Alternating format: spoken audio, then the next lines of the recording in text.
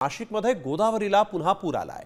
गंगापूर धरणातून गोदावरी नदीपात्रामध्ये पाण्याचा विसर्ग हा सुरू करण्यात आल्यानं गोदावरीला पूर आता आल्याचं इथं पाहायला मिळतंय। दुतोंड्या मारुतीच्या छातीपर्यंत गोदावरीच्या पुराचं पाणी आलेलं आहे। हे पाणी वाढतच चाललंय। रामकुंड आणि गोदाघाटावरील मंदिरांना गोदावरीच्या पुराच्या पाण्याचा वेढा बसलेला आहे। थेट जाऊया नाशिकमध्ये। यावेळेस आमचे प्रतिनिधी अभिजित सोनावणे आपल्या सोबत जोडले गेलेले आहेत। अभिजित, काय सध्याची स्थिती आहे? कारण गोदावरीनं टेन्शन वाढवल्याचं दिसतंय।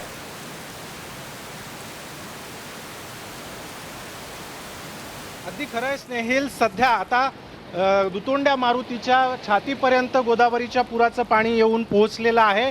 समोर पलीकडे रामकुंडाचा जो परिसर आहे तो पूर्णपणे आता गोदावरीच्या पुराच्या पाण्याखाली गेलेला आहे। गंगा गोदावरीच्या मंदिर देखील पूर्णपणे पाण्याच्या खाली गेलं आहे। समोर जो एक घुमट दिसेल आपल्याला दृश्यांमध्ये, त्या खरं तर त्या ठिकाणी देशभरातून दररोज लाखो भाविक येतात आणि आपल्या नातेवाईकांचे दशक्रिया आणि अन्य विधी करत असतात। मात्र नाशिकमध्ये गोदावरीला जो पूर आलेला आहे, गोदावरी दुतडी भरून वाहते, त्यामुळे हा सगळा परिसर पूर्णपणे गोदावरीच्या पुराच्या पाण्याखाली गेलेला आहे। गोदावरी दुथडी भरून वाहते। जे छोटे पूल आहेत एका किनाऱ्यावरून दुसऱ्या किनाऱ्यावर जाण्यासाठी, ते देखील पूर्णपणे पुराच्या पाण्याखाली गेलेले आहेत। लहान मोठ्या मंदिरांना पुराच्या पाण्याचा वेढा पडलेला आहे। काही मंदिरं तर अगदी पाण्याखाली पूर्णपणे गेलेली आहे, त्यामुळे ती दिसू देखील शकत नाही अशा पद्धतीची परिस्थिती बघायला मिळते। गंगापूर धरणातून 6340 क्युसेक वेगानं पाणी सोडलं जात आहे आणि परिणामी हा सगळा परिसर आता पूर्णपणे गोदावरीच्या पुराच्या पाण्याखाली गेलेला बघायला मिळतोय।